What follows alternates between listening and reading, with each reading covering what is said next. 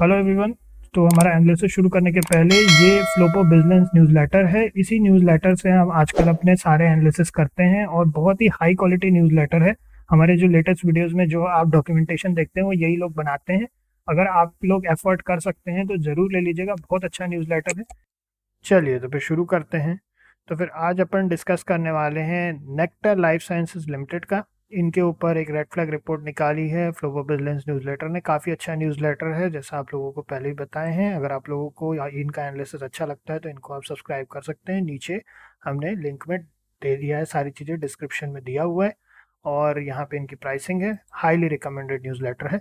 तो ये जो है बेसिकली इन्होंने इस पे रेड फ्लैग रिपोर्ट निकाली है। ज़्यादातर हम इनको पढ़ते हैं ताकि ये देख सकें कि कंपनियां कहाँ पर थोड़ा सा गड़बड़ कर रही हैं और क्यों अभी रिसेंट टाइम्स में इसमें इन्वेस्टमेंट थोड़ा सा रिस्की हो सकता है।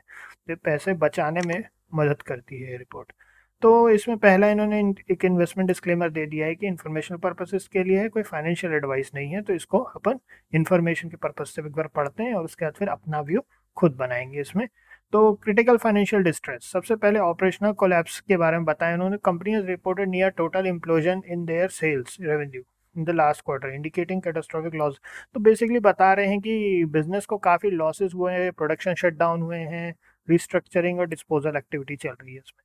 फिर माउंटिंग लॉसेस, वही बात, लॉसेस की है, नेगेटिव मार्जिन है, वीक एफिशिएंसी, कैपिटल की बात की है, कैपिटल एफिशिएंसी की बात है।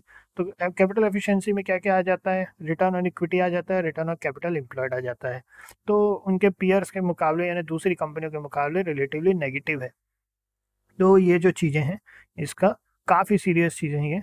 और यहाँ पे देखें तो slump sale of core business, जो कंपनी ने basically active pharmaceutical ingredient API और फॉर्मुलेशन बिजनेस है, उसमें स्लम सेल ट्रांजेक्शन मतलब सेल्स गिर रही है वहाँ पे।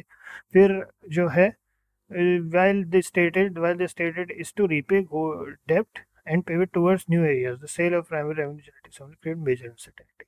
बड़ा बेसिक सी बात इसमें लिखी हुई है कि जो डेब्ट रिपेमेंट है उसके बारे में इन्होंने एक बात कही है, लेकिन जो नए एरियाज में जिसमें ये लोग पिवट करना चाह रहे हैं, जो प्राइमरी प्रोडक्ट है वो चूंकि उसकी सेल्स गिर रही है, तो ये एक चीज जो है प्रॉब्लमेटिक है। ठीक है, ये चीज अपने को समझने वाला है।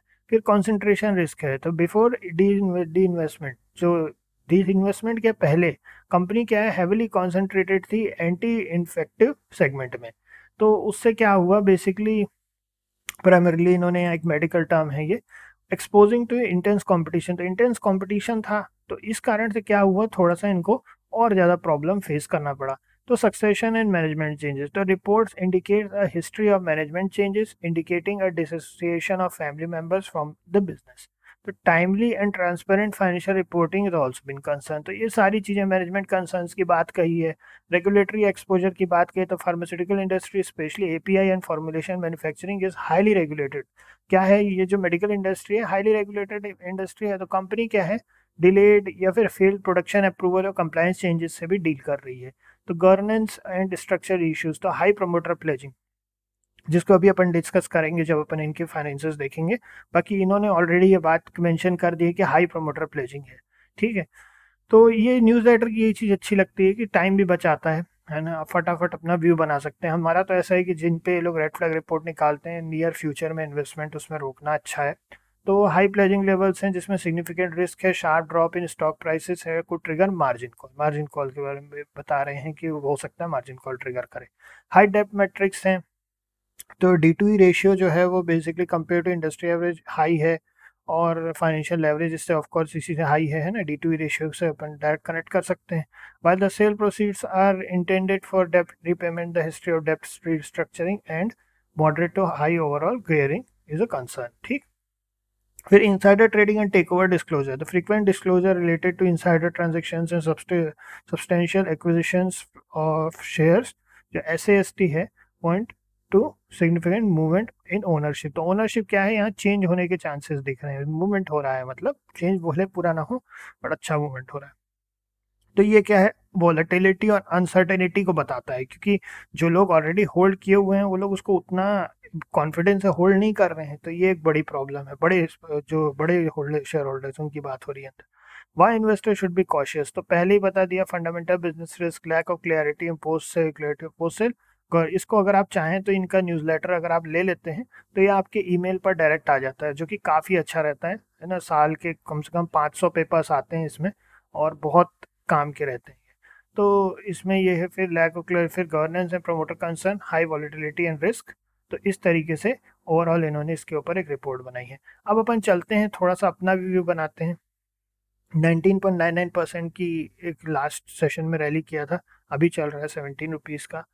अगर अपन पी&एल रिपोर्ट देखें यहाँ पे, तो यहाँ क्लियरली हम देख सकते हैं 176 करोड़ का नेगेटिव, फिर 63 करोड़ का, फिर 130 करोड़ का, ये लगातार लॉसेस हो रहे हैं इनको, कंपनी को।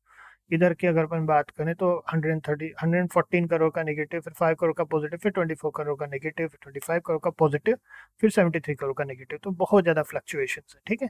फिर अपन आ जाते हैं बैलेंस शीट के बारे में। तो बैलेंस शीट में अपन अगर देखें यहाँ पे, तो बैलेंस शीट वैसे इसमें डिस्कस करने की बजाय अपन सीधा चलते हैं, बैलेंस शीट डिस्कस करने की बजाय अपन लोग सीधा चलते हैं नेक्स्ट पर, कैश फ्लो के ऊपर। क्योंकि अपन ने एक व्यू ऑलरेडी बना रखा है कि कंपनी को थोड़ा सा प्रॉब्लमेटिक सिचुएशन है। तो कैश फ्लो की अगर अपन बात करें तो नेट नेगेटिव कैश फ्लो है 1 करोड़ का।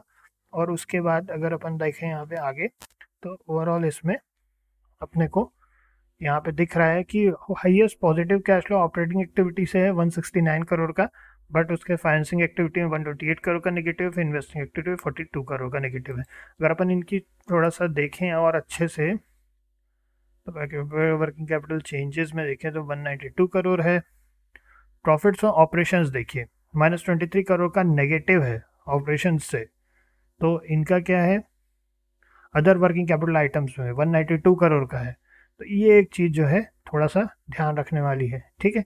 चलिए अब आ जाते हैं शेयर होल्डिंग पैटर्न पे। तो शेयर होल्डिंग पैटर्न पे देखें तो 44.91% की प्रमोटर होल्डिंग है, 0.62% की FIIs की होल्डिंग है, DIS की 0.08% की होल्डिंग है, गवर्नमेंट की होल्डिंग है 0.02% की, और पब्लिक होल्डिंग है 54.37% की। तो इस तरीके से अब आ जाते हैं अपन के चार्ट पे। वीकली लेवल्स पर देखें अगर अपन, तो सिर्फ कंटिन्यूस फॉल ही अपने को देखने को मिल रहा है। यहाँ पे तीन बड़े बड़े, यहाँ पे अगर अपन देखें तो तीन बहुत बड़े बड़े यहाँ पे रेजिस्टेंसेस क्रिएट हो गए हैं, जो कि कंपनी का ऑलरेडी फाइनेंशियल स्ट्रक्चर अच्छा नहीं है। तो चार्ट के बेसिस पर तो हम कोई भी व्यू इसमें नहीं बनाने के अभी पक्ष में है। Let the finances get better, ठीक है। अभी फाइनेंसेस बेटर भी नहीं है, और फ्लोबो बिजनेस अपनी अपडेटेड रिपोर्ट निकालता है, तो अगर मान लीजिए कुछ इसमें अच्छे पॉजिटिव पॉइंट्स होंगे तो ये लोग बाद में मेंशन करेंगे, है ना। इसीलिए ईयरली सब्सक्रिप्शन अच्छा रहता है, क्योंकि एक साल में आप कंपनी की एक साइकिल देख सकते हैं, कई बार सिक्लिकल होता है, तो वो सब चीज़ें भी ये लोग मेंशन करते हैं। तो बस इसमें इतना ही है। अभी तो हम इसमें कोई भी इन्वेस्टमेंट प्लान नहीं करेंगे और अपनी तरफ से दूर ही रहेंगे इसमें। बस इतना ही है, फिर आगे देखते हैं, है ना। पैसे बचाते हैं, अभी इसमें इन्वेस्ट ना करना ही हमारे ख्याल से अच्छा रहेगा। चलिए देखते हैं। आई होप आप लोगों को एनालिसिस अच्छा लगा होगा। अगर अच्छा लगा तो लाइक, सब्सक्राइब, शेयर कीजिए, अपना एक कमेंट कीजिए, और नेक्स्ट में मिलते हैं आप लोगों से। ओके।